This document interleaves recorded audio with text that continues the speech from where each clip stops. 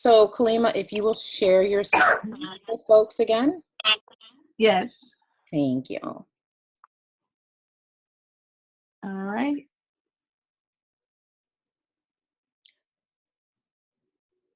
Thanks. Great.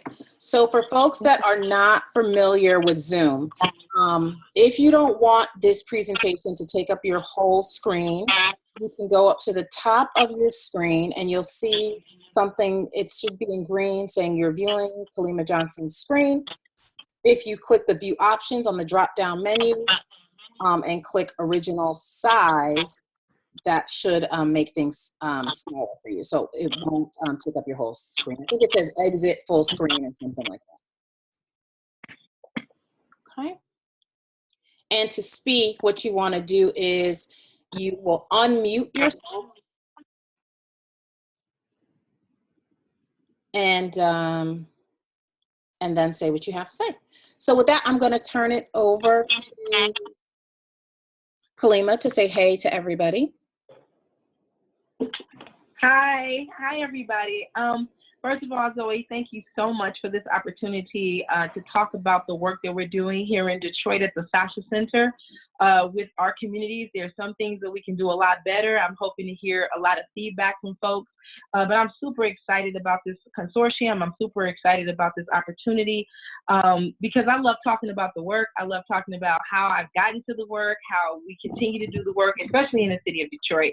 So I just want to say welcome to everyone. Thank you for being a part of this call. And I hope that it's helpful to us all. But anybody in this room can really teach this workshop.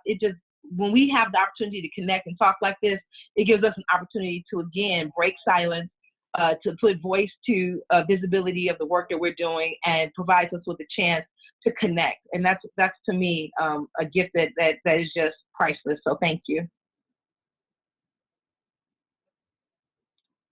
So, Zoe, do you want me to go ahead and get started? Yeah, you can go ahead and get started so you can advance those slides. Absolutely, absolutely. So with that in mind, we named this Where is the Love? And I'm trying to press forward and it's not happening. Okay. Not sure why. It's not forwarding. Nope. Nope, it's not forwarding. It did before. Oh, here we go. Okay, you got it. So Zoe, why don't you please take over this piece right here for us? Absolutely. So this webinar is being brought to you by the Women of Color Network. So the mission of the Women of Color Network is to eliminate violence against all women and their communities by centralizing the voices, wellness, and leadership of women of color across the sovereign nations, the United States, and the U.S. territories. Next slide. All right. And so just a little bit about the project that brought everyone together. So in 2016, we received a grant from the Office of Violence Against Women to implement an OVW consortium for culturally specific strategies and approaches project. So Kalimah is one of the wonderful partners on this project, and along with In Our Own Voices, Peaceful Families. And we had a webinar with In Our Own Voices as part of another project. They do a lot of work on LGBT issues. So hopefully y'all saw that webinar as well. All right. So the thing about the question is, where is the love? I wrote this actually about a year ago and just kept working on it and kind of massaging it and trying to really work out the issues that I want to bring to the forefront around what we're dealing with here in the Michigan area. But more specifically, I wanted to talk about the integrity of the work for women of color, particularly for Black women, particularly for Caribbean women and African women in our service area. And where is their visibility? Where are they? And again, like I said, there are areas that we definitely need to work on, but all of us do. So I'm looking forward to any feedback that you could possibly give us. This is a picture of survivors of sexual assault, self-identified survivors of sexual assault, who SASHA Center, in collaboration with Mary Grove College, took to Ghana, West Africa. And so I thought it was important to put that picture there because it reminds us of the work we want to continue to do. So all of these women gave us permission, signed off and everything to be documented in terms of talking about the work that we're doing. Some of the women in here are not that are not pictured did not want to be, but these are the women who identified and identified that they wanted to be in pictures and videos, and they posted and they hashtags the whole time they were in Ghana about connecting the two experiences with healing from sexual abuse and assault. So also I want to say, as we go through this workshop, if there are any questions or concerns or comments or things that you'd like to add to bring some more depth to our conversation, please feel free to do so. I know in the electronic setting, it's kind of hard to feel the energy of folks and knowing when it's time to stop. And so check in with yourself and take care of yourself. Check in with me. Feel free to ask any questions. And again, I can't say how honored I am to be a part of this conversation, because everybody that have called in and the experiences that you all have collectively will make this workshop a whole lot more richer. So I'm going to just move forward, the slide forward. So at the SASHA Center, it is apropos for us to, before we really get into any kind of conversation, to welcome everyone, which I think I've done a couple of times here, but I want to say that I would not be here if it wasn't for my ancestors. And so I want to honor the ancestors and honor the sacrifices that they made and honor all the things that they bring to the table as we do this work. Also, remembering our past, remembering where we came from. There are so many people who have come before us to do this work. And I do also would like to just kind of bring up and honor our ancestor, our recent ancestor, Reese Taylor, in doing this work. Without the sacrifices and without the things that our survivors have been through themselves and the stories that they bring, just gives us honor and understanding of why we continue to do the work. And so also celebrating life in the journey. Now, one of the reasons why a lot of us do this work is because we're survivors. And I always share that I'm a survivor of sexual abuse and assault, but I'm celebrating life. The good news is we're here. The good news is we're doing the work. And it's a journey. I just want to recognize that all of us are on a journey, and that the journey is real, and that the journey is for us to have. And so I want to share with you all that that's part of the motivation of doing this work. I also hope that when we talk today that we envision a future that's different, a future that provides us with visibility, a future where people no longer have any confusion or misunderstandings about how to service communities of color, and in particular, African-American women, Caribbean women, and Afro-Cuban women. And I'm saying Afro-Cuban women because we work with some of them here in the city of Detroit, but just our populations in general that are named under this grant, and going from there. So also I want to say that we're in our office, but our office is a very interesting dynamic because this is actually a condo. Sumaya has been here before. This is a condo that we kind of changed into a wellness center that we don't live in anymore. So it's a neighborhood, so you might hear neighborhood sounds, you might hear, sirens and stuff like that. We cool. As long as y'all see me still sitting here, we good. But you might hear some stuff. And also I have next to me, Deborah. This is a woman I met over the summer who has made a commitment to helping and working with us as survivors. And right now I've got her on board to help us develop a stronger board. Y'all know what that's like. But anyway, so who and where we come from, that's what I hope we get a chance to talk about. Talking about the struggles and the triumph. We still struggling, but there are things that we can have an opportunity to celebrate. I want to talk about that, and sharing our stories. Our stories change lives. Please feel free to share any kind of story that you think would add to the conversation today. We're also going to be together till about 3:30, and I want to make sure, Zoe, you keep me on time so that we can stop in time to question and hear what people have to say. So let me go ahead and move forward. The goals of the workshop is to review the historical context, research data, and other nuances of race and African-American Black middle passage women, particularly is what I want to talk about. And we can talk about what that word middle passage means. I'm talking about in Detroit, when we service women, we're servicing women, primarily African-American women, just because of the nature of the population. After the Great Migration from the South to the North, a lot of folks came to Detroit for better opportunities, better jobs, and things like that. So what we're finding is that the women that we're dealing with now, if we ask them the right questions going back in their history, they are saying that, and they are identifying their families from Mississippi, from Alabama, from Georgia, all these places. And so we're talking about women who are descendants of folks who've been through the Middle Passage. And then we're going to talk about goals in this workshop, what experts have to say about privilege, race, and trauma. Characteristics of Black middle passage rape survivors, as we know it from the research and the data that we conducted and that I did with Dr. Carolyn West, and review risk factors for Black middle passage women. And that's pretty much what we want to do today. Also discuss physical and mental health of Black middle passage women who've been raped. Explore work in Detroit for African, Caribbean, and Black women. Highlight the resilience of Black middle passage women rape survivors, and explore other resources, people, and ideas around rape and middle passage Black women.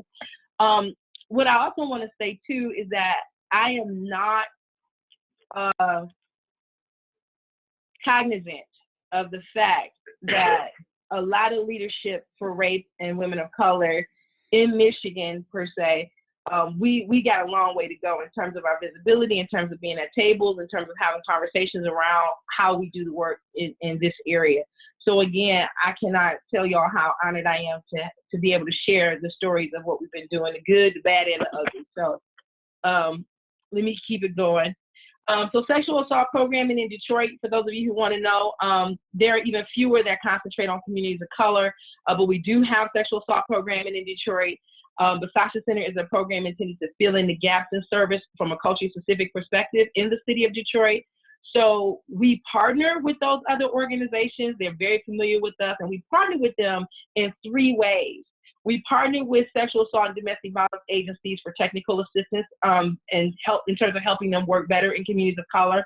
We also work with these organizations to actually have access to their clients to actually provide actual services.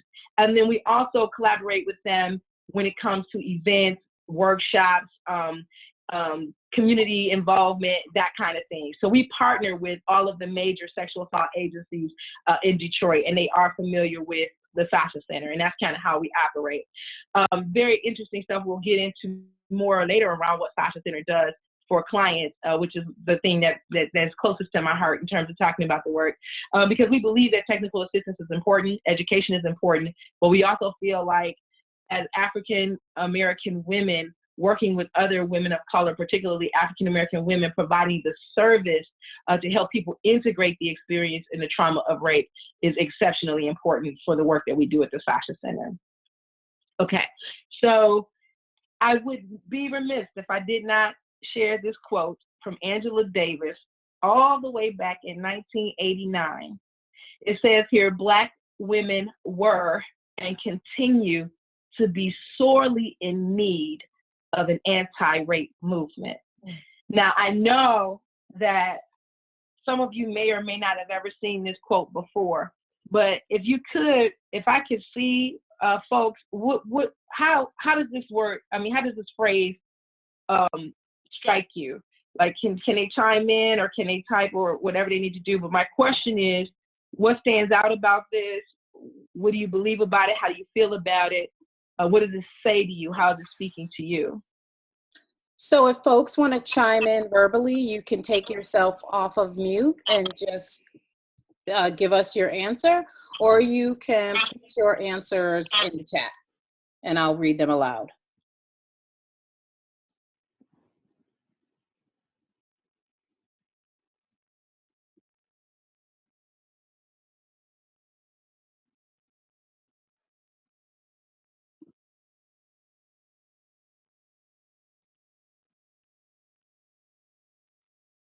Anybody saying anything yet?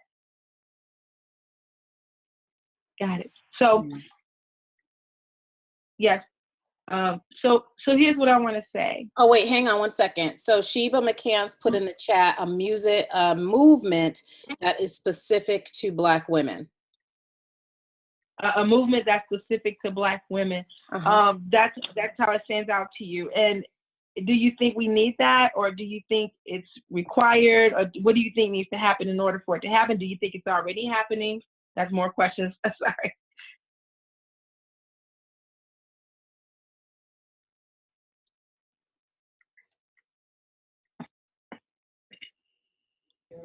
I got it. Hello? Can they hear? I hear something, Sheba. Is that you, Sheba? Okay, thanks. I was going to ask if, oh, there we go. So what she's saying is, I absolutely think we need that. I see it happening with organizations like yours, WOCN, and Black Women's Blueprint. And Jennifer says, bringing the voices that have been left out to the front. Yes, that have been left out to the front. And Sheba, thank you so much. I love the Black Women's Blueprint. We got CSAY over in Connecticut, the Women of Color Network, and there are other even organizations that don't have that national visibility, but we are starting to do more, and I'm excited about that. I want to tell you about this slide. When I work with Wayne County Safe, which is an organization ran by the White Woman Ally here in Detroit on sexual assault, I train her volunteers and her staff. And it's really interesting because I'll show this very slide, and the first thing that, of course, happens is silence. I believe that silence is an important thing. I believe that there's always something going on in silence. But here's a dynamic that's super interesting when I do this, and it's happened almost every time, is there will be maybe half and half Black women, maybe white women as well, and then maybe one Asian person and one Latina person in the room. For whatever reason, that's kind of pretty much what it tends to look like. Always, guaranteed, the first people to speak on this slide are typically not us. And I don't know what that dynamic, I can unpack and guess what the dynamic is about, but I believe that the silence in our community is so real and so deadening that we as leaders of color and women of color and cisgender women and trans women of color doing this work is still not permission enough for people that look like us and who relate to us the strength that they need to even break the silence. And that is so sickening, so real, so jarring, but necessary for us to talk about and bring out, because at times we are silenced. At times we don't even believe our voices are powerful enough. And literally from this slide, we'll get a comment from all the white women in the room about what this slide means before we even hear from a woman of color. That's been my experience. And so, yes, Sheba, we have work to do. Yes, to the other commenter, was that LaTanya that said something? No, we have a comment from Jennifer about bringing the voices that have been left to the front. And then Samaya chimed in and said we need to use SASHA models and others to build a more cohesive, connective movement. Oh, now they're all coming in. I love it. And then Damari, I hope I'm pronouncing that right, says, my first thought was more so focused on the fact that we have been saying this for such a long time, but it keeps getting ignored or hijacked by white feminists. And then Mercedes, hey Mercedes, says, as a Mexican American, my experience is that what you are describing encompasses women of color in general. Absolutely, it does. And we do need a more cohesive way of looking at this. And one of the things that we do at the SASHA Center, because we have women that come from all walks of life, and in particular in Detroit, we have a huge Spanish-speaking population, Latino population in Detroit, but we live in silos. It's like we don't live amongst each other. We live separated from each other, but we do find ways deliberately to come together.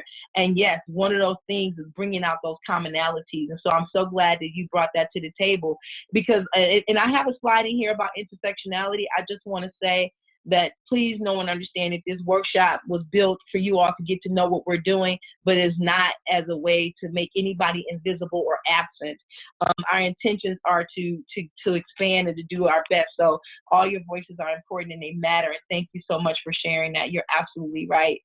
We do need to work on that. You're absolutely right. This is still an anti-rape movement is needed by all of us. And some of our anti-rape movements as they start should not be hijacked by other people, as we're witnessing happening in the world today. So I really appreciate that. Thank you all. I'm gonna keep it moving. So basically what I'm gonna share is called Sexual Violence in the Lives of African-American Women, because this was a paper that I wrote that was with Dr. Carolyn West. and it was published on the violenceagainstwomen.org, and this the National Online Resource Center on Violence Against Women. It was a peer-reviewed article, and actually it was the second version of this article that she had wrote 10 years prior to, but she wanted to update it, so I assisted her in that process of updating this article. And at the time that we updated this article, I was a full-time tenure track faculty member at Marygrove College, teaching social work, but I'm no longer doing that because I'm concentrating more on my consulting work and concentrating on the SASHA Center. But we can move on. I just wanted to let you know where the data came from. So, of course, according to the 2010 U.S. Census data, 13.6% or 42 million of the population self-identified as Black or African American. And it says African Americans reported substantial rates of criminal victimization, including domestic violence, assault, and robbery. And again, these numbers or this research is going to be skewed, talking about more of the African American population, but there are some data in here I want to share with you, especially around Detroit, our Caribbean communities and our African communities. So hopefully we'll get to that soon. So as you all know, or maybe not, early rape laws did not provide equal protection of all women in this country. In fact, during the 1800s, some rape laws were race specific. For example, a rapist was defined as a man who unlawfully and carnally knew a white woman against her will or consent. So let's just stop there, because I've had conversations, and what this really means is that, or as you all know, the term unrapeable from our film No with our sister Simmons, and all of that is a part of these rape laws that were formed so early really did not have anything to do with us. And if you've seen the film No, I believe it was Janetta who said that basically, when you look at the history of even lynchings in this country, that there were none committed. I mean, the lynching is a heavy thing, sometimes, it was just wrong altogether. And, but anybody who was lynched was never lynched for the rape of a Black woman. That's right. And those are the things that we need to really remember and think about as we move forward. Early rape laws, lynching, castration, and incarceration were possible penalties for a Black man who were accused or convicted of raping a white woman. But in contrast, there were no legal sanctions for white men who raped Black women, and we know that was happening. Also, the legal system did not punish intraracial rape, meaning that brothers could also sexually assault us too without any sanctions or any kind of repercussions. And I think that's spilling into and feeding into some of the stuff that we're seeing now. And I hope we get a chance to talk about the Me Too movement and talk about Time's Up and talk about Tarana Burke and her amazing work as well. So some of the data continued. According to historians, at least 58% of enslaved women between the ages of 15 and 30 had been sexually assaulted by white men. And after slavery ended, the Ku Klux Klan and other white vigilante groups whipped African Americans, destroyed their property, and gang raped Black women. We're just getting the history down, because it's just really interesting when we talk about memory and history and what really happened and what actually happened and who's telling what story. And I'm putting this stuff out here now so that we can understand that this is the context in which SASHA Center does its work. So, and here at the SASHA Center, we understand that there's a great deal of diversity among African American women and Black women in general, as you know from the title of our workshop to begin with. And consequently, some groups are especially vulnerable to sexual victimization, including Black women who are low income, are living with HIV, who identify as sexual minorities. That's what our report said. So I'm using language directly from our report, and who are incarcerated. What other care? I mean, we can't paint a broad brush about what our sisters are looking like and what our survivors are looking like and what our trans sisters are looking like, or anybody like that. I'm just making sure that we don't paint that broad brush, because there is a huge diversity among us in terms of how we identify along these lines of differences. But more particularly, is there anything else in here that you think might be making us vulnerable that we're seeing in the real world, but not really being able to collect data and put in a paper? Yeah, I'll chime in. And actually, I put the link up earlier in the chat to the PDF called, I think it's Girlhood Interrupted, or Yeah, Girlhood Interrupted, I think is what it was. And it's a university on Georgetown. I actually posted about it this morning also. One of our speakers yesterday at our EPL summit, Tanisha Wakumi, talked about this study, which basically said things that most women of color already know, particularly Black women. He interviewed social workers, doctors, educators, etc., about their perceptions of Black girls. And some of Yes. the things that they said were that Black girls need less support, Black girls need than white girls, Black girls need less comforting than white girls, Yep. Black girls know more about sex than white girls, Black girls know more about adult issues than white girls, Black girls need less protection Yep. than white girls. And so we know that those things all come into play and make us more vulnerable to the things that you're dealing with now, you know, in your organization. Absolutely. And yesterday, thank you for posting part of her speech live. I think you posted most of it live. And when I caught one part that I caught that really blew my mind was when she was talking about how Black girls in school get caught up with written up and get violations based on their uniforms, and they're wearing the same school uniform as everyone else. But they are more sexualized. They are saying that they are trying to be fast. They are saying that there's always this underlying motive that puts us in those old stereotypes of being, for instance, around skin tone and type, the tragic mulatto or the mammy or I caught all of that. And that was so amazing because that really sums up some of our work. And one of the things too, and I'm going to scoot over just a little bit. I don't know if you all can see this, but I'm gonna show you this. Maybe you can't. Can you bring it a little closer? Is it possible for you to bring it? Let's see. Can We're y'all on see Zoom. it now? We're on Zoom. We can do magical things here. Y'all see that? A little bit.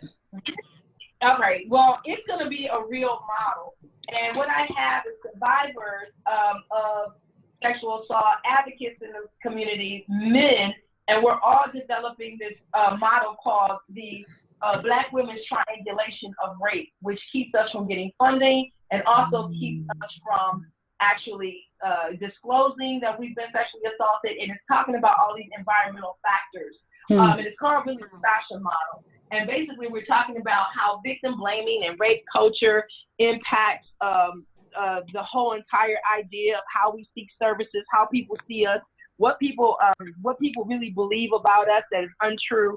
All of that puts us at risk of sexual violence in particular. And another thing I want to say is that even in our work, you know, we talk about sexual violence, but we also know that for the most part, people are way more comfortable talking about domestic violence, even more comfortable talking about human trafficking. But a lot of things that put us at risk are just the people that we're around on a daily basis, our family, people we know who are sexually assaulting us as well. And sometimes that gets not addressed as much as it should. And that's why SASHA Center was created as well, so that we can make sure that we are saying no. The people that are sexually assaulting us, it could be a stranger or in the community or whatever, but it's really the people we know. And we've been protecting them for a long time. And all of that is trapped into the culture and the experience of being enslaved people. So let me keep on moving. For instance, 67.2% of Black women in a low-income Dallas sample had been sexually assaulted. That number is huge. I mean, 1% is too many. But to say that in this sample that we took at this housing project in Dallas shows that, you know, 67% of those women in that housing complex or that in that low-income sample had experienced some form of sexual assault. Survivors may experience various forms of sexual victimization across their lifespan, not just particular age. Among students, for instance, 11.2% of Black girls in the national high school sample reported that they had been actually sexually assaulted. Also, 52% of Black Midwestern high school and college students reported sexual coercion. 14.2% of Black women who were enrolled in historically Black colleges and universities reported a completed or attempted rape. And we're talking about people that are reporting, and we're not even talking about those that don't report, right? In adulthood, approximately 1 in 5 African-American women reported that they had been raped at some point in their lifetime. In the United States, a 2011 study found that there were an estimated 3.1 million Black rape victims and 5.9 million Black survivors of other forms of sexual violence. So it's happening, y'all. And some of the risk factors for Black women, and these are considerations, that I want us to take under before we actually keep looking at this stuff, and that is first, risk factors for victimization. Identify individuals who are vulnerable to sexual violence. These are distinct from victim-blaming attitudes that mistakenly assign responsibility for victimization to the survivor. So a lot of times when we're unpacking this stuff, this serves as a reminder to us that we're not victim blaming, but it's the environment and people. And so second, survivors often experience multiple overlapping risk factors. It's not just that they're poor or that they lack education, but it's also other traumas like lack of water, homelessness, just all kinds of other things that can impact them. And I'm sure we can name them all. We must consider risk factors that are unique in each population. So we're talking about in each population of those who are African American, and Caribbean. That's what we're trying to say here, that you got to be careful about. So here are some of the risk factors. If that person experienced some kind of childhood sexual abuse, we found in the study that they were more likely to experience some kind of sexual assault in later years.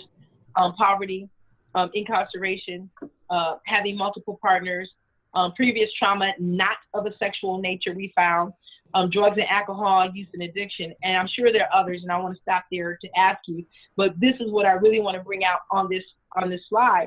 The previous trauma not of a sexual nature put Black, African, and Caribbean women, in particular Black women for this study, African American women for this study, at risk of being sexually assaulted later in life if they had a previous trauma that was not of a sexual nature. So any other thoughts about risk factors? Because this is just a paper. I'm sure we know stuff just by being in the world and working with survivors and working with those who've experienced sexual assault.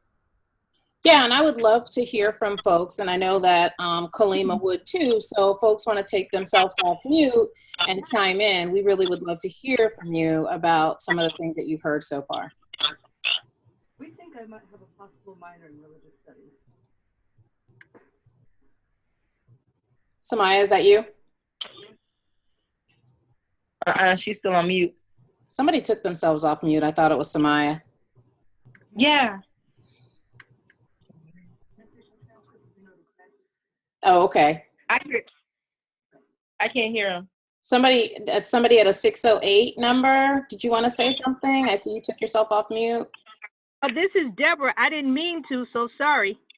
Deborah, you must be going to say something then. Oh, yeah. Well. No, I didn't know I was not on mute, so I'm sorry. I'm really interested in how, if there's any data on how these results come out of women identified religiously, if there's an extra kind of issue.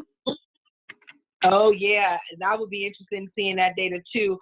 In that particular study, I believe we did talk about how we did identify that they saw it as a resource as opposed to whether or not they were assaulted in that arena. But I think there needs to be more questions and more studies out there about that. I think that's a great question.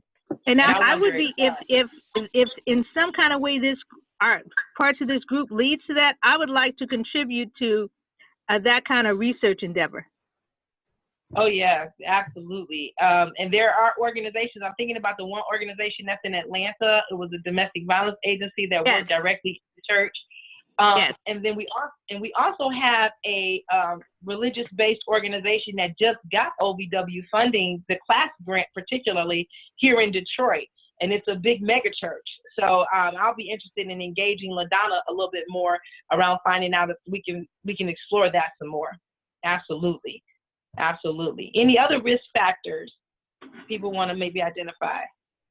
So this is Elise. I just want to chime in a religious conversation and say that, we moved away from the women of color moved away from the rhetoric that white feminists had started, that faith and religion is not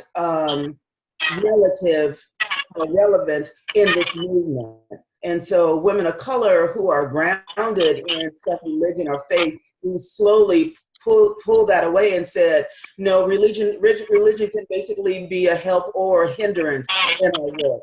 And so we, over, I think that like the last 10 years, we reshaped and we're just looking at faith as a resource, but we have forgotten, we've left behind the conversation of how religion is used to hide the abuse of women. And so if we start talking about women who are raped in their marriage, married or and they think that's so, they don't think it's okay, but they don't talk about it because they think somebody has told them on some religious level, some theological level, that that's acceptable.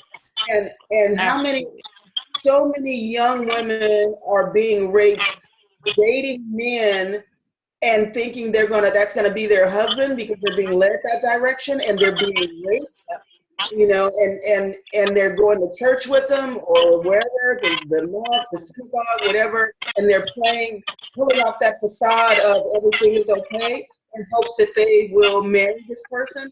Also, they don't want the religious community to know, oh, I did that thing that we're not supposed to do, which is I had sex outside of marriage. So it would really be great. I agree with Deborah, who is also the godmother of my child. I agree with Deborah that we need to resurface the conversation around faith and religion as a hindrance as well as a help. In certain Absolutely. Absolutely. Elisa, thank you so much. You're absolutely right. And one of the things I want to say is SASHA Center poses itself as an agnostic organization. We pose ourselves that way because we really want to make sure that the diversity or the extent to which people practice or not, believe or not, spiritual or not, can come and get services and help here. And so a lot of times my board will cringe when I say this, but I'll say it in public spaces. And sometimes it's a hindrance to us, is that, hey, if you need a Bible, we got that, but we got chicken flips, we got Florida water, we got imams, and we got priestesses of Yemoja. Whatever you need, we have it here. And we don't run from it, and we don't hide from it, and we're not afraid. And the way that it comes out when we're doing our therapeutic and our integrative groups together is that I remember one time one of our facilitators decided that she wanted to do, and it's not really a decision, it really has to happen at some point, that we expose all of our clients to how to conduct a libation ceremony. And we were doing that at one point, and this one young lady said, hey, I didn't know it was down like that. I'd have brought my Florida water. We was like, oh, whoop, got that. And we was able to go and get that for her. And that validated for her, one, that we understood where she was coming from. Two, it created a safe space for her. And three, what we know is that Florida water and the cologne-like smell provides an opportunity for grounding when you've been traumatized. And so sometimes you just need to press a reset button. And that's really all the Florida water is, if you think about it in that way. And it's so funny because sometimes we also smudge and we use like the smudge stick. Now in Detroit, we have a strong population of African-American women who are Christian and who are very tied to their religious ideas, beliefs, churches, and community. And it's so funny, sometimes we'll light up the sage, let them know what it is and light it up. They get, whoa, whoa, whoa, what you doing? What you doing? What's that? Now, I ain't messing around with y'all. And they use the big BD word, you know, like, whoa, whoa, slow down, slow down. Let me tell you what this is. This is Money House Blessing Spray in its natural form. And they say, oh, okay, I get that. You know, they go back to talking about when their grandmother's cleaning the house on Saturday and she sprays it around. And we allow for that to happen without pathologizing anyone, or without making people feel uncomfortable, or without making us feel like that's something we're not supposed to be talking about. It is something we're supposed to be talking about because they have that data with them and it's in their spirit and it's in their chest, heart, minds, and we allow that for it to come out. But let me keep it moving. Thank you all so much.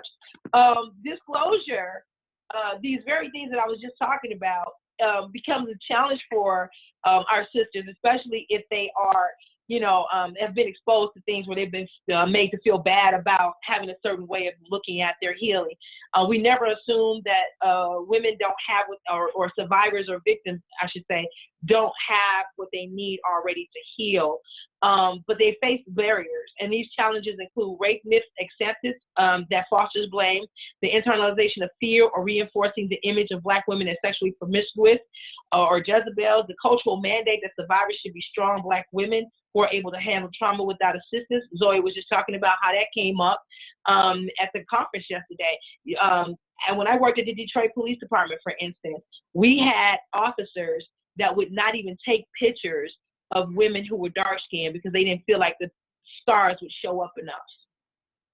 I have seen some of the most amazing things happen, and some of this stuff is interracial racism, some of it is straight out racism from others, but it's about that power and control dynamic that was happening even in the systems that were supposed to be helping us. And some of that stuff was based on our skin tone and type, and don't even add to that, you know, being from somewhere else or being from another city or another country, or being that you have an accent or any of those kind of things, or if you have a whole different way of communicating. So all of those things are barriers to disclosure. So service providers should consider taking a strength-based approach when they're working with any and all of us. For example, service providers can enhance the psychological well-being of survivors by educating their family members, working with their families and friends, and working in the community. A strong social network is important in our community. It helps them to survivors cope with depression and PTSD. This is information about the SASHA Center. I'm going to keep it moving because you can look at that later. But just so that you guys know our history and all of that, what I just presented, were reasons why we came up with SASHA Center. And SASHA Center was founded in 2010. And one of the things is that when I used to work at the police department, literally, I would carry the pager. And in Detroit for a while there, any rape victim who experienced a rape in Detroit, they had to be taken to Detroit Receiving Hospital, which is our Trauma One Hospital, which is our Research One Hospital connected to our largest university in the city of Detroit. That's a whole nother, you know, don't let me get on my medical apartheid kick, because I will. That's a whole nother story. But what I want to say is I would carry the pager. And what happened is they would contact us on the pager to let us know we had a survivor downstairs. I had to get supervision about this, because depending on who called me, what their role was, how much power their position held, I could almost tell who I was going to interface with in that Trauma One Hospital emergency room. If it was a security guard, an intake worker, or the janitor at some point, one time I got a janitor call, they would say, finish up what you're doing, get down here when you can, she'll be here. 9 times out of 10, she was African American. If they told me, if I got a call from the doctor or the head nurse or an administrator, and they said, hurry up, stop what you're doing, hurry up and get down here. Matter of fact, go through the lobby so you can see the family and friends and talk to them, make sure they're okay. And we've done everything we needed to do. She's got her prophylactic, she's got her rape kit done, everything she needs is done. We're waiting on you, hurry up. She was either a white woman, and it didn't matter if she was homeless or on drugs, or it was a Black woman or a woman of color who was religiously or politically connected in the city of Detroit. And it happened like that for years. And so when I finally decided that I would start SASHA Center, I wanted to partner with organizations that streamlined the collection of the evidence, streamlined the way that they work with survivors, and that's Wayne County Safe. I do a lot of work with them, and they're doing better now. I'm talking about this was happening back in the 90s, before we even started the SASHA Center. But that experience fueled why we set up the SASHA Center the way that we have. So we have culturally specific programming. We believe that the exchange between the helper and the survivor is extremely important, and that sometimes that role might change, but you have to be careful about how that looks and what that looks like. It's important that we stay survivor focused. We listen and let them teach us. We never assume that survivors, especially from women in communities of color, and we're talking about all communities of color, don't already have their things that they bring with them that help them heal. They just don't share it with mainstream organizations because mainstream organizations might judge them. And it's survivor-led. If it works for them, who are we to deny them if it's not hurting them and they're not hurting anybody else? And it's just a real interesting way of us looking at it, because that frees us up from having to diagnose folks. It frees us up from having to assume that they're packaged a certain way. So in other words, we're survivor informed. We provide opportunities for criticism and feedback, and we hope that we get that today as well. We use non-traditional, some people would call it traditional, and alternative modalities, such as in our practice, our leadership, and our methodology. At the SASHA Center, we provide yoga instruction, Kemetic yoga instruction. We also, like I said, talk about ancestors and stuff, and we'll talk about that too. So our cultural competency position, culture shapes an individual's experience, and we know that. And it also shapes the way we look at the clients. And so we're always talking about that as well. And it's constant correction and checking and revisiting and reestablishing and talking about how and when we enter as an opportunity to help survivors integrate the experience. Y'all know all this stuff about culture, but I just wanted to make sure it was in there. Everybody should know what intersectionality is. If you don't, what irritates us at the SASHA Center, and I'm just gonna be honest about it, is when I hear people throwing out this word without referencing Kimberly Crenshaw. It just wears me out. So I just wanted to make sure that was in there. And then, and that's how we come across from an intersectional perspective. And then we're also a trauma-informed agency. We understand what trauma-informed care is, and we use it, and we talk about it, meaning that we take under consideration all multiple traumas that have experienced by our survivors. We also take under consideration the history that they bring with them, in addition to the trauma that they already have to deal with. And then we also try to help them understand and unpack that stuff so that they can cope.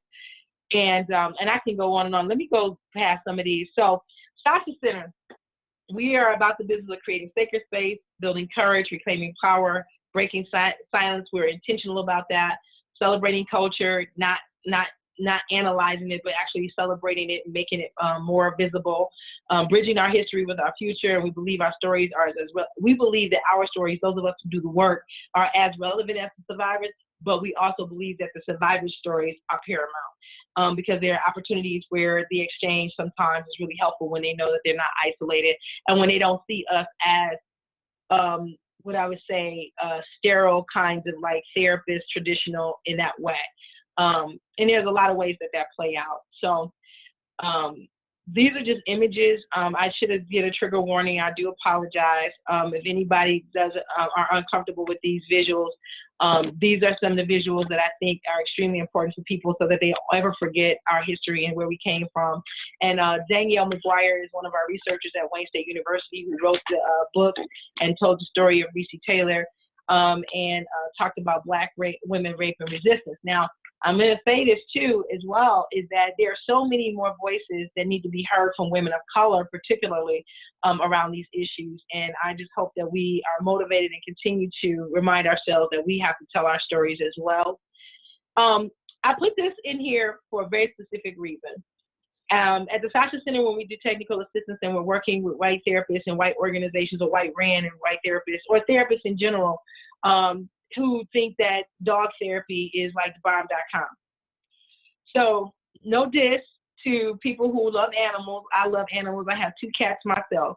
But I have had numerous occasions where we've been talking to women therapists who happen to also be white, talking about dog therapy and how that's helpful, and they don't understand how women of color, particularly Black women, negatively respond to animals. And I always just tell them to Google Black folks and dogs, and to see what pictures come up. But it's even more important for them to understand that just based on history and storytelling and stuff that's carried down from generation to generation, that dogs were used to catch us during escaping slavery, during Jim Crow, during the Civil Rights Movement.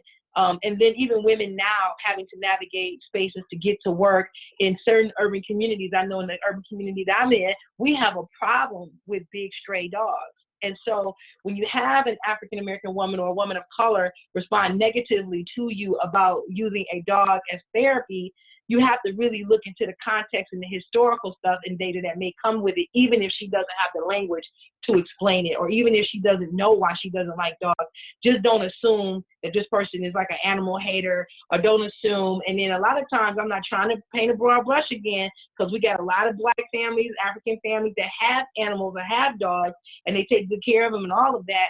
But I am saying that we have to take these other pieces in consideration when there are these nuances that come out where you were getting a lot of pushback. Because one of the things, we had a situation where I had to go into a shelter and literally talk to a therapist who would bring her dog to work, and she thought it was therapeutic. And there were a few African-American women that were like, I'm not coming in your office with that nasty dog. I'm not only not coming in there with the nasty dog, I'm not coming in there because I don't like dogs, and I don't know why I don't like dogs. I'm just not doing it, right? So we need to make space for these kinds of conversations. As uncomfortable as they may be, or as small as it might seem, it's not small and minute. I think it's extremely important for us to bring in these historical data as we're working to advocate on behalf of survivors as well. So I want to turn this over to Zoe real quick, because one of the reasons why I'm so glad that SASHA Center is a part now of this work on a national level is because we didn't have this language, unserved, underserved, and inadequately served. And I will tell you, based on what it looks like in Detroit, our African populations, our Caribbean populations, and our African American populations in this construct here. So, or this understanding or explaining of how our approach is. Zoe? Yeah, sure. But before I do that, I do want to let you know that we have a question in the chat that says, how does SASHA and other culturally specific programs support women when their rapist lives in the community? We help DV survivors relocate. How do we support Black victims? We often love our communities and don't want to leave. Oh, absolutely. So here is what we've done in Detroit. We have communities that have reached out to us, leaders in community that say, we have a rapist in our community. We're not calling the police. We are watching that person. We want to know. What we've done as a center is we've always put safety first. And we've always tried to talk to folks about decision-making around safety of survivors and safety of potential victims. But we have been in community where we have open dialogue and conversation about how to maintain and keep people accountable. One of the things about the struggle that we have at the SASHA Center is that we don't, unless we are mandated reporters, but we have people that work with us, that volunteer with us, that are not mandated reporters, and we have them trained, and they've been going into community and having dialogue and conversation. It's still a struggle, but one of the things is we have been able to identify like the leaders in those communities. I have a handout too that was specifically for a community that had a rapist that refused to call the police. I can share that with you, Zoe. You can share it with everybody else, the things that are in that handout. But in particular, we would talk with the leader in that community, or the influencers, if you will, or the non-traditional leadership in that community, to have them talk about accountability and how they're playing accountability, but then also talking about the pros and the cons of making sure that this person doesn't have access to victims and or access to their past victims as well. And it has been a challenge. It's been very interesting. But I think we just need to continue to talk. We need to continue to do prevention strategies, and we need to also continue to understand that some communities are going to take their own problems into their own hands. But I do have a handout specifically just for communities that have that problem and that issue, but don't want to use the police. So, and as a matter of fact, we have a lot of strategies around. We actually have two different handouts, one for if you want to involve the police and one if you don't. And that requires us really talking about developing, very specific things around safety and navigating space. So I hope I answered the question. I don't know if I did, but that was my best effort at trying to.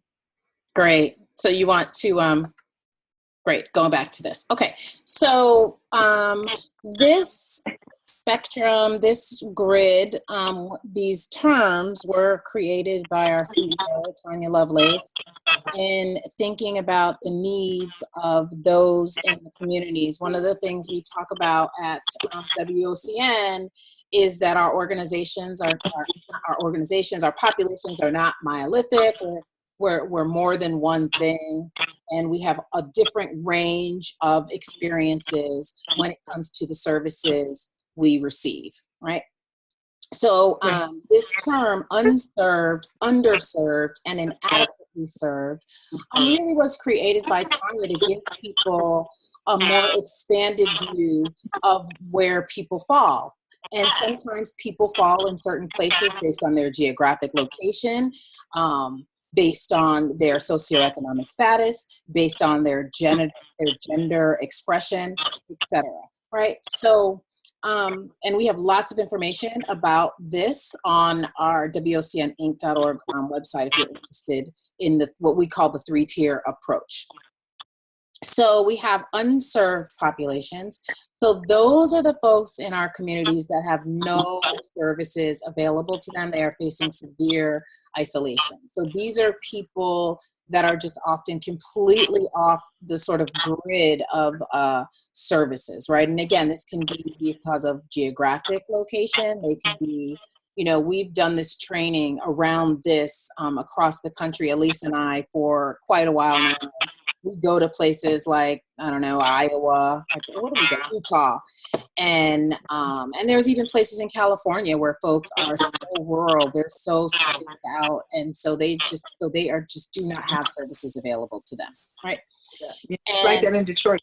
I was just about to say, and there's places in the city too, right? Like where based on, again, what you are, whether it's your gender expression, whatever, you may be unserved, right? And then there's folks that are underserved. And so these people have limited access to the services and they have moderate isolation. And then we have our inadequately served populations. And those folks are overrepresented in our programs and overrepresented in the services.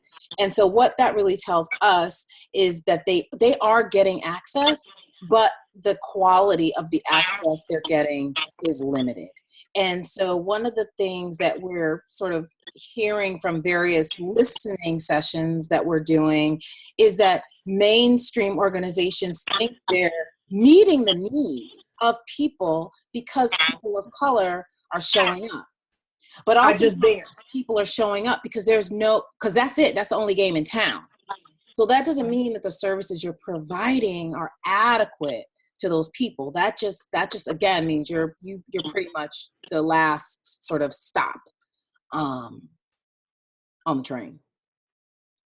Right. So so that's our 3-tier approach, and we wanted to make sure that it was included in this one because Kalimah, you've been talking about it in terms of Detroit and the people you see as well. Yeah, thank you. Oh, Elise, I hear someone.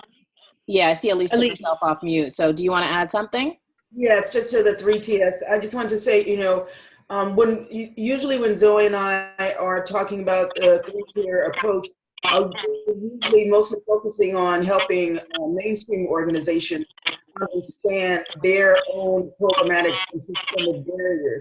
But even within our African American, Black African communities, we have communities or survivors and their communities who are unserved and underserved and inadequately served. And so within Black communities, the question we could ask ourselves, are the elder survivors, is anybody really reaching and appropriately serving elders who are involved in domestic violence, surviving domestic violence, those who are physically challenged and maybe institutionalized?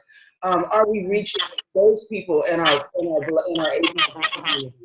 Are we reaching Black trans people in our communities? Are we reaching immigrant populations, Black ABC immigrant populations within our communities? And so the 3-tier is not just about helping mainstream, but it's also about helping us identify who we have been uncomfortable in reaching and resourcing effectively as well, and doing a better job of reaching everyone in our community.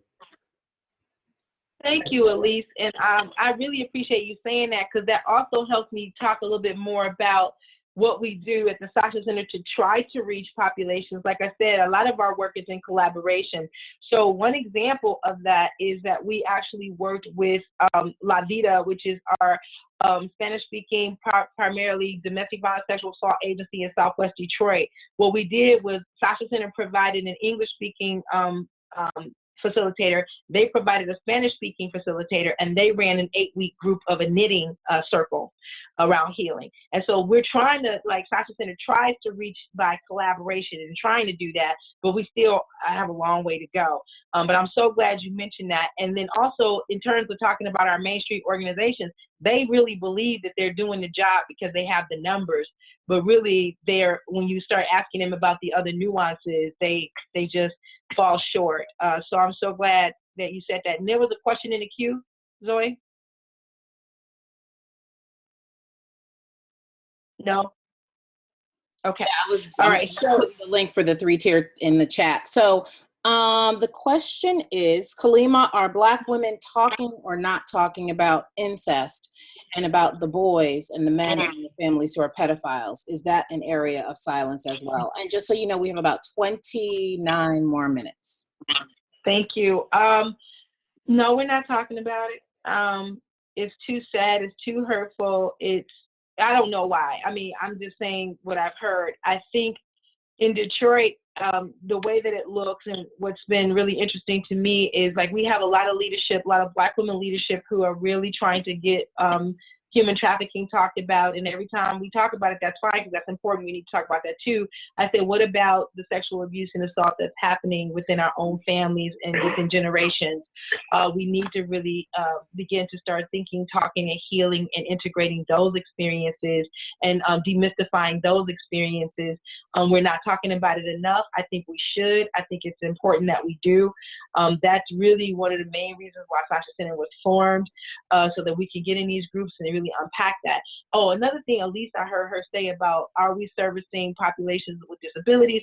So when we partner with groups, like one of the things that we do is we have to make sure that, people have access, but then also, and this has been looked at by some, in a way that's not really been all that great or positive, and that is we will have a session, like we partner with a group called Capuchin Soup Kitchen, and in that group we do urban gardening.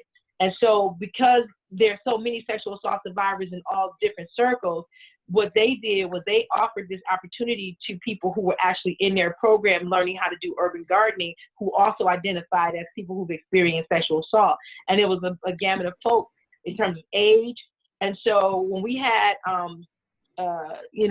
auditors looking at our work, they're like, wait a minute, there's a person in your group that's 70 years old. Like, yeah, she never disclosed that she was sexually abused by her father. And this is her first time doing it because this is the first opportunity she had to do it. And so the 70-year-old, she's at a different place. And then we got a millennial in the room and she's in a different place. And what we try to do is create opportunities for them to respect each other's differences, but not only that, learn from each other's differences and to support each other. So it's really organic in terms of how that happens. So we don't turn people away because in the Black community, we're not talking about rape at all. So we do have a 70-year-old and a 17-year-old in the room.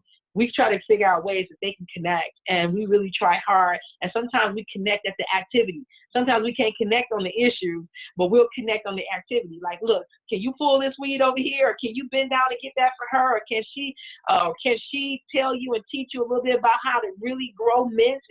And we just really try to make it organic so that everybody can feel like they're a part and that everybody can feel like they contributed something. So basically our mission at the SASHA Center is to increase awareness, provide resources, educate the public about sexual assault specifically, provide culturally specific peer support groups to self-identify survivors, and to increase justice and visibility for survivors in Southeast Michigan. And I think this is a mouthful. I wish we could take on more, but we're still trying to figure out how to be able to do that. So this was a group of girls from one of the high schools in Detroit, and they all became facilitators and trainers and was able to start doing work. Particularly, there is a super tall girl that is on the left side. That is Camille Hedden. That is my niece. She is actually 6'5". She's bending down so she could be like at the same level with them. And she's 17, and she's also an ambassador for SASHA Center, and that's why she's kind of on the edge, almost like she owns everybody. But she basically was the one that talked her class into becoming, the facilitators for us to have conversation at their school about sexual abuse and assault. Right now, she's doing her freshman year at Langston University in Oklahoma and playing on her basketball team. But more specifically, these women she identified at her school young ladies rather, from different walks of life who identify very differently around the orientation. Now, some of them look really cis today. I think they all just kind of got dressed up, but there are some, maybe not, I don't see them in there right now, but there are some girls that were in the group that identified very differently around the racial spectrum, as well as on the orientation spectrum, as well as on the expression spectrum. What we are saying here is that we want to create a world where ABC women and families are safe, sacred, and revered at all times and in all circumstances. So the scope of the problem here at the SASHA Center, the scope of the problem here in Detroit, African communities in Detroit are unserved. They are distrustful of mainstream programs as they should be, rely heavily on their own internal supports, silent on issues of sexual assault and trafficking, which is huge in Michigan, huge in Detroit. SASHA Center, what we've done is we've engaged with African hair braiding shops to bridge the information gap. We have had our facilitators ask if they could come get their hair braided and have a conversation at the same time and try to figure out ways to kind of integrate and have that discussion.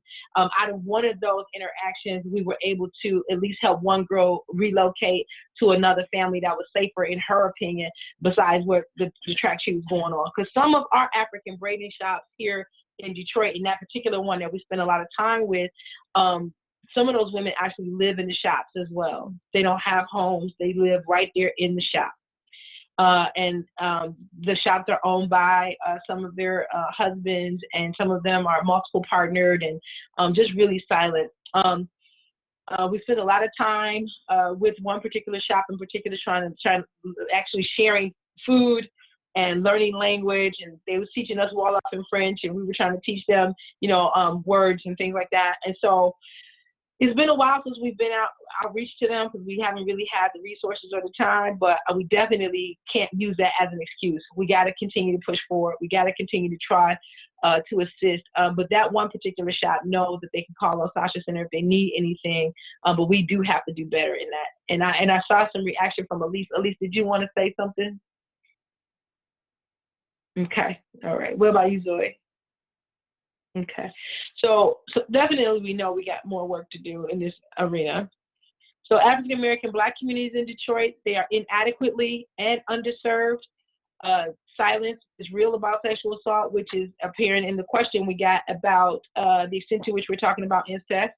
Sometimes they rely on street justice for suspected perps, as we just talked about. How do you deal with communities that don't want to deal with the cops? Mainstream programs all use the same approach. There's victim blaming and rape culture rules that are applied to Blacks that are not applied to anyone else. But we have specific programming for African Americans and conduct groups that are responsive to their history and culture. And I'll get more, and I want to really get to that. So let me talk about Afro-Caribbean communities in Detroit. They are unserved as well. Very small in numbers.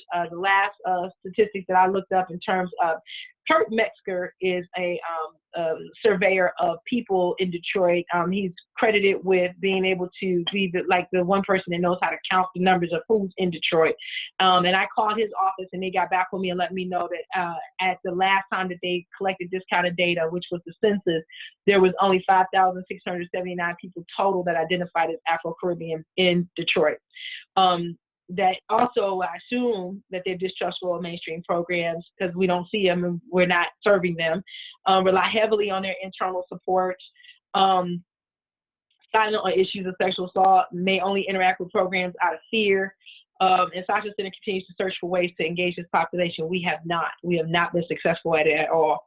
And I really hope that we can in the future. And anybody on this call have any ideas or thoughts about that, please let us know. We're open to it. And we really want to try to do something. Something would be better than nothing at all. But I don't even know where to begin to even start trying to build a relationship with the community other than finding out geographically where they are and going to where they are. So, and that's another thing about the SASHA Center. We don't have clients come to us. We go to them. And that's what we do. We go to wherever they are.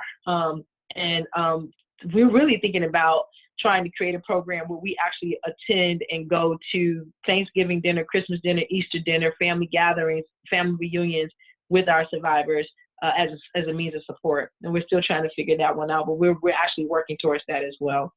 So when advocating for ABCs go wrong, negating their experience, assuming he, she, they are always angry, afraid to hold him, them accountable, not fostering self-determination.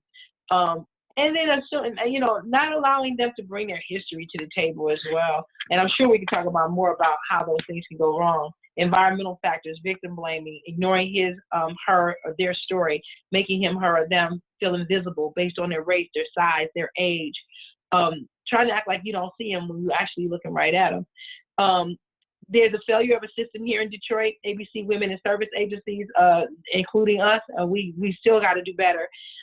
So we had 11,000 rape kits in Detroit that were not processed. 81% of those untested rape kits in Detroit were Black women. African and Caribbean victims are invisible. Service agencies are ill-prepared to include culture and history into service provision, and rarely any funding for ABC communities. We got a little bit, but not a lot. And this came from a freak story. So I want to make sure that I had a reference for where I got that information from, but also just from my own experience. I've been doing sexual assault work for 27 years in Detroit, and I've seen a little bit of it all, and all of it can't fit on a PowerPoint screen. But one of the things I do know is that we are motivated to continue to do the work. We want to continue to try to have a positive impact on our survivors. And here's some more stats. I'm going to keep moving because I'm trying to keep mindful of time. When I talked about the partnerships that we have at the SASHA Center, there's a couple of things I wanted to make sure that we took a look at, and I'm just trying to make sure I see how many more slides we have so I can get to it. So one of the things I was going to say is that we create safe space. I mean, a lot of times we know that SASHA Center is considered sometimes a luxury agency because we're not providing food, clothing, shelter, transportation, none of those hierarchy of needs. But we partner with organizations who are providing those hierarchy of needs, and that we're trying to break the cycle of the survivor having to keep going back to those needs because they haven't unpacked the trauma of the sexual assault that have happened to them. So we partner with these organizations to work with them specifically on this issue of sexual assault to help people process and integrate. But even in that process and even in creating that safe space, we set our intentions on how we're going to interact, being deliberate around why it's important that we do it that way. Clearing space activities such as smudging, such as clearing space activities with dance, ritual, all kinds of that stuff, expression, storytelling, being and creating spaces where people can be open, acceptance, challenging folks. You know, you were sexually assaulted, and a lot of times I see therapists who are less seasoned, if you will, or advocates that are even less seasoned, allow, and I think it's racist in and of itself to expect for Latino women, Black women, Asian women to just be more angry. And so when there's an opportunity for her to be angry, and rightfully so, you say, oh, that's what I expected from her anyway. So at SASHA Center, we hold folks accountable for their own healing. We hold them accountable for not only taking care of themselves, but taking care of the others around them. And a lot of times that's tricky. That can get really tricky in terms of how it looks. And we had a client once call the agency, and she was like, you know, my sister told me to call here. I don't really know what the F this is, but I'm calling anyway. And I said, well, you want me to tell you what the F it is? She was like, wait a minute. I'm like, I mean, I'm here with you. What we doing? You want to start over? What we doing? She was like, see, I like you. And I'm not saying that happens all the time.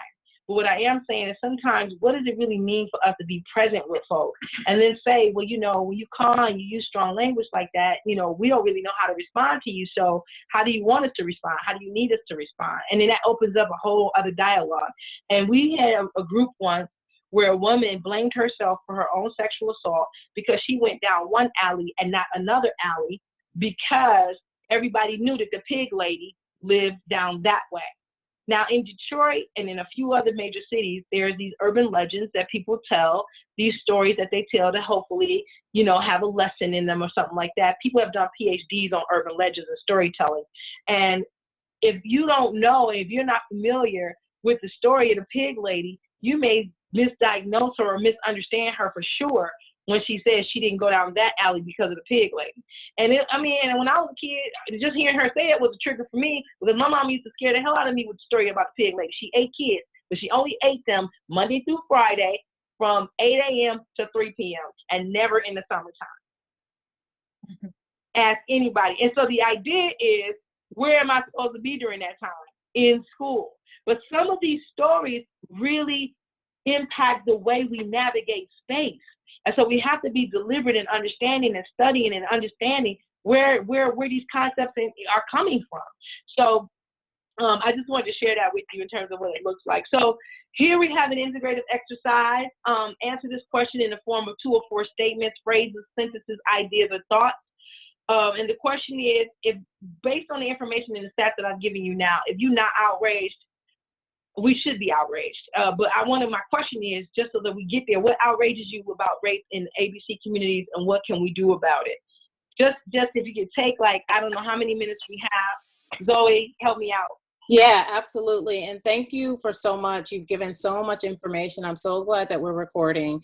So this link will be provided after the call so that you can go back, and I'm sure you'll want to listen to it, reference it, etc. We have information in the chat, but enough of me talking. Feel free to take yourself off of mute and chime in. You know, what outrages you about rape in the communities that we've been talking about today? And FYI, we're also Facebook Living at the same time. So we've got folks watching us on Facebook, but your faces aren't going to be shown. We're just keeping it on the PowerPoint. So so either give your name or don't give your name if it's not safe for you, because sometimes we're not supposed to be on these kind of calls, right? So if it's not safe for you, don't give your name, but we definitely want to hear from you. What's outraging you about what you heard? So just take yourself off mute and let's hear from you.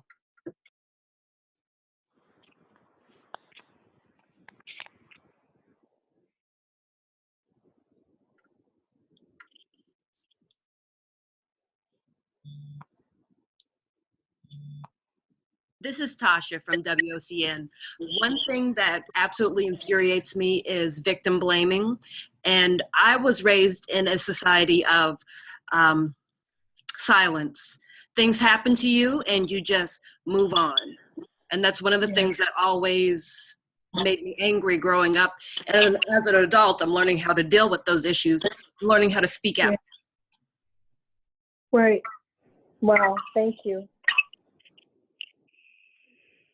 Anyone else?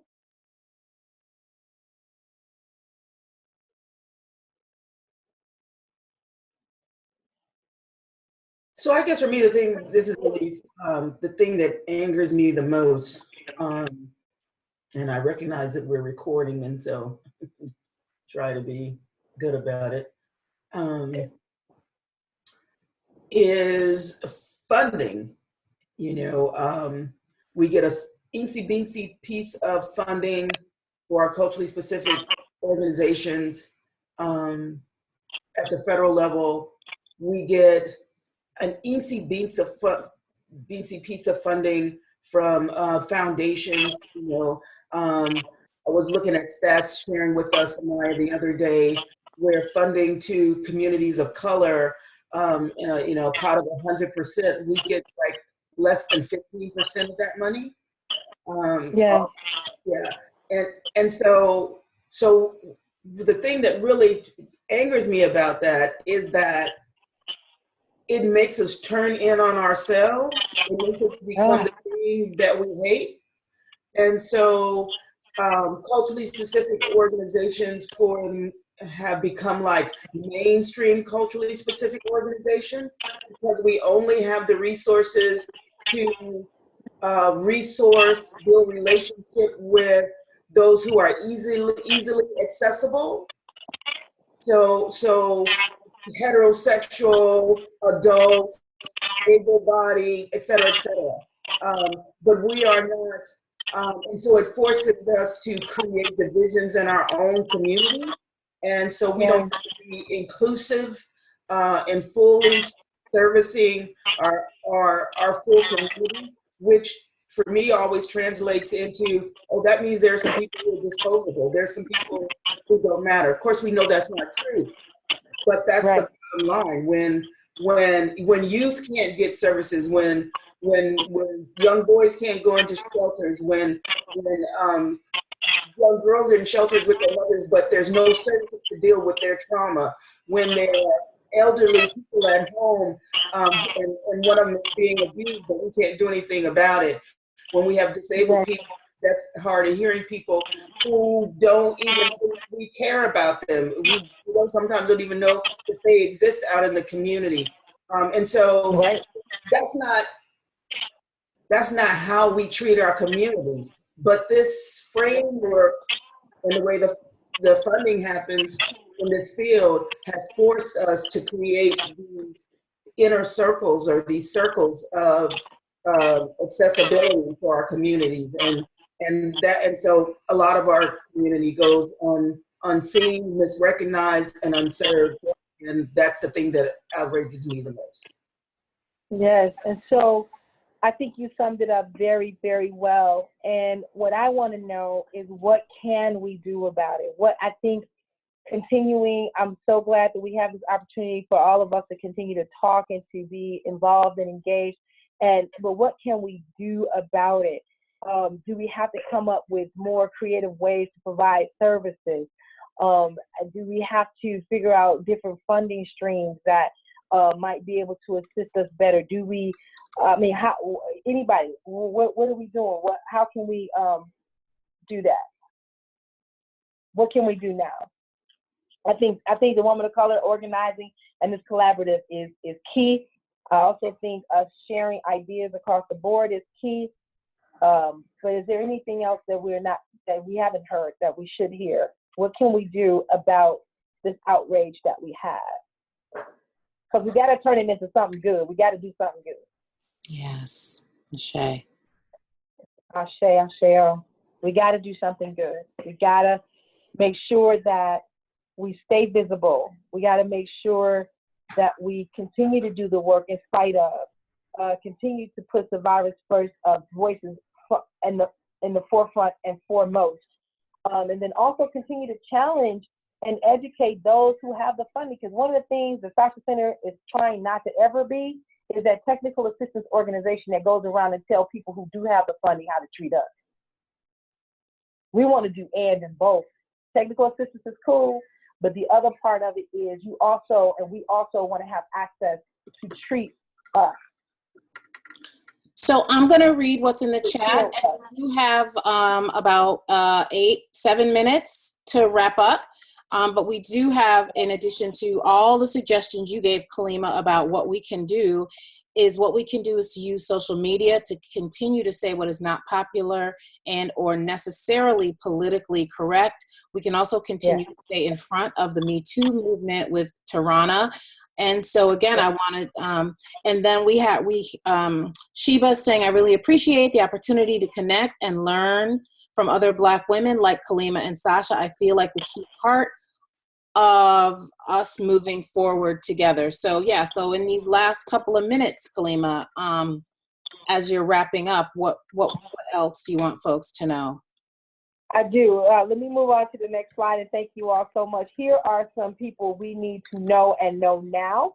The first picture is Chardonnay Madkins, project manager for the advocacy organization End Rape on Campus in Chicago. She is doing amazing work. Let's reach out to her. Let's make sure she's supported and getting what she needs. And then the second one is Nicole Benson. Nicole Benson is a project manager for a same organization in Detroit, Wayne County State to be specific, and she is actually leading our Detroit Mute R. Kelly campaign. His concert is on February the 21st here in Detroit. We're still trying to stop him from coming. That's a whole nother conversation, a whole nother workshop. But definitely. Wait, hold on. Because Kalimah, you're doing a lot of organizing around that on Instagram. So don't forget to put your Instagram in the chat so that folks can follow you and be a part of that. Absolutely. It's Mute R. Kelly Detroit. It is that. And then we also have an Instagram, SASHA Center. And then we also have a Facebook SASHA Center and Mute R. Kelly Detroit page. Thank you. The founder of Mute R. Kelly is Kenya Tisha Barnes, and another sister. Y'all can say her name for me. I meant to put her in here. Project manager for Georgia Alliance for Social Justice and creator of the Mute R. Kelly campaign. Her name is Kenya. You need to know her. She also is on social media, very active on social media.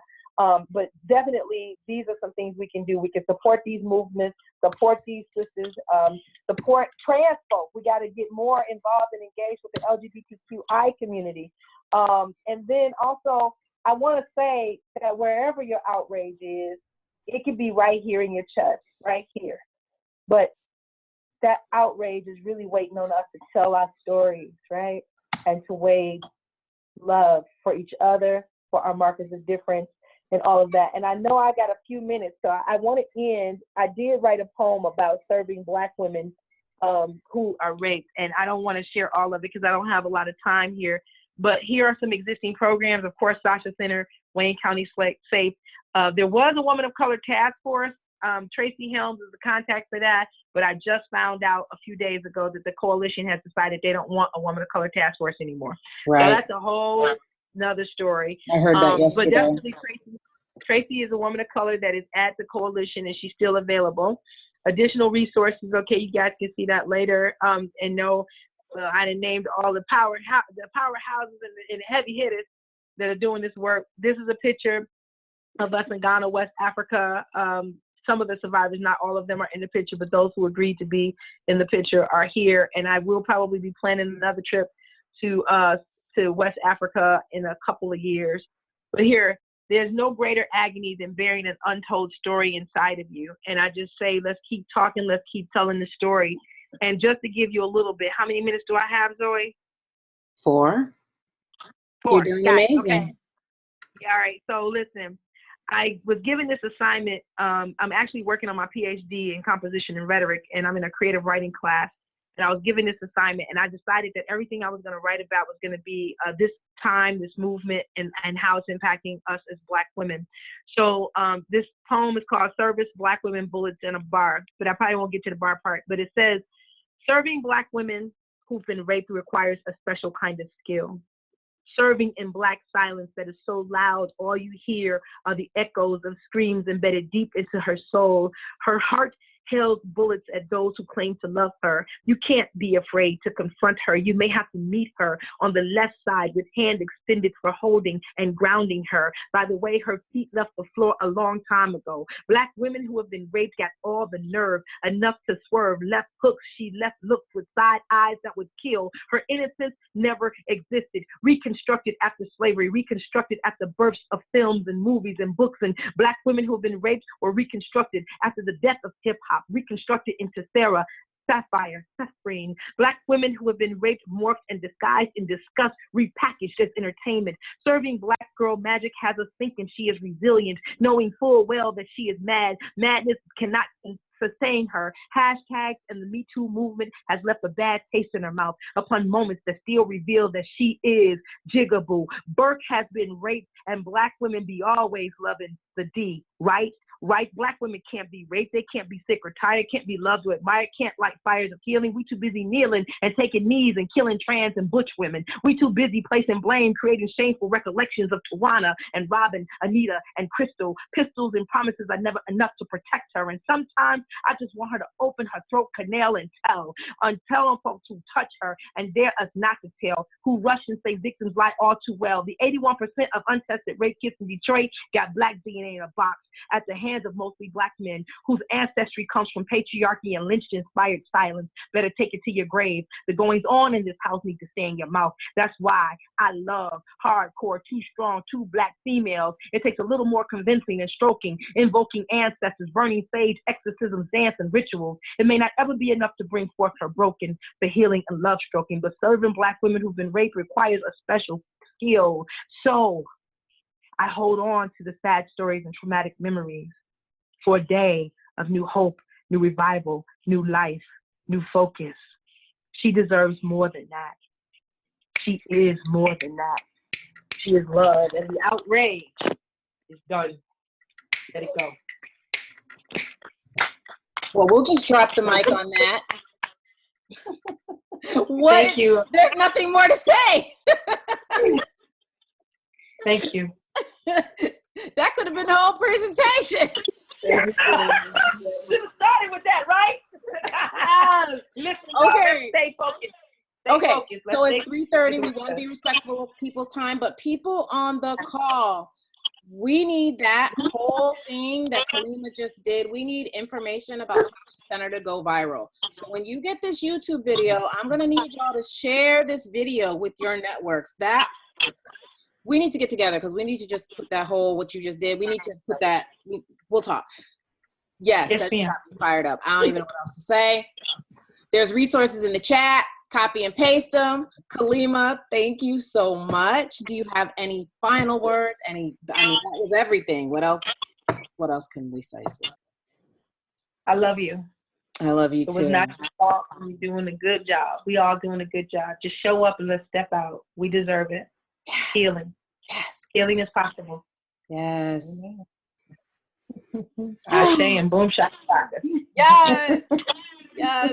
Yes. Yes. All right. One thing. This is a mask that was made by one of our survivors. Yeah. In actual collaboration with the Detroit Institute of Arts. And so to the artists over there, I say thank you. They make space for our survivors to make masks every season actually. And this one is so amazing to me. And they donated it to the SASHA Center. I won't say who made it for us, but they put these masks on display at the Detroit Institute of Arts. We had about 18 survivors who actually did the intentional work of healing through art making. Amazing. So thank you again, Kalimah. Thank Thank you, you. SASHA Center. So one of our fierce allies working for the feds has posted in the chat that there is funding available through VOCA. And it says their funding has increased significantly since 2015. If you're not familiar with your state's VOCA agency, please search at ovc.gov. Thank you so much, Sharon. And then Sheba and CADV is also doing a webinar on February 13th. Again, talking about Black women, support, empowerment, healing. Check that out. And then folks are just saying thank you. They love you. You're amazing. Thank you. I love you back. All right, baby. I'll talk to you soon.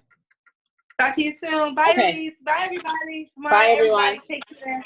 Okay. Take care.